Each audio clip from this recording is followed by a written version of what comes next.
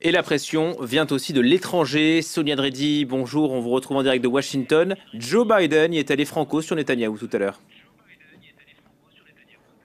Oui, c'est une nouvelle déclaration du président américain qui montre sa frustration envers le Premier ministre israélien. Il a déclaré devant les journalistes que selon lui, Netanyahou n'en faisait pas assez pour parvenir à un accord sur la libération des otages détenus par le Hamas. Il s'est exprimé juste avant une réunion pendant laquelle, aux côtés de la vice-présidente et candidate du Parti démocrate Kamala Harris, ils vont s'entretenir avec les négociateurs américains. La pression monte côté États-Unis. On le sait, Joe Biden est très frustré par la conduite de la guerre par Netanyahou depuis des mois. Il le critique très fortement, notamment en coulisses, même si officiellement Washington continue de soutenir inconditionnellement Israël dans sa guerre à Gaza. Et cette déclaration de Joe Biden intervient quelques heures après un article du Washington Post qui explique que les Américains vont faire dans les prochaines semaines une dernière proposition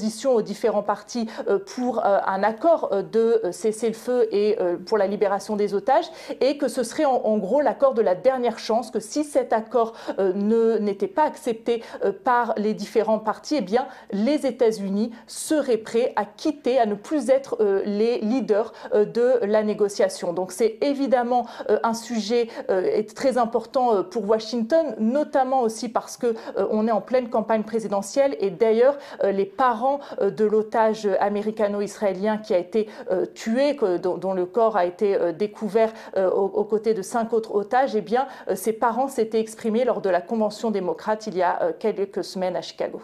Et on s'en souvient. Merci beaucoup Sonia Dredi depuis Washington pour ces informations.